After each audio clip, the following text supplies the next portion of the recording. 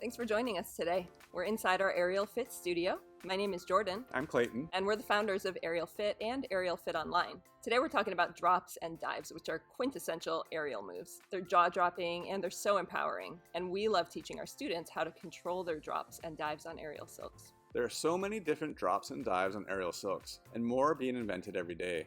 We always start with small, simple drops that teach our students how to keep their bodies safe when they perform moves like this. Even small aerial silk drops require a lot of core strength because the landing can put force into the body, especially if the aerialist gets scared or doesn't hold good form on the way down. So we teach our students a lot of drills and prerequisite skills and work them towards the bigger drops over time. Drops also involve a hefty dose of fabric theory. You have to really understand how the wraps behave and where your support is at the top, middle, and bottom of a drop. Drops may look like magic, but there are clear progressions that make them achievable and safe. Our curriculum includes progressions for a variety of drops and dives, from beginner all the way through advanced. Our website includes detailed tutorials for these drops and so much more. Comment below and let us know what your favorite drops and dives are.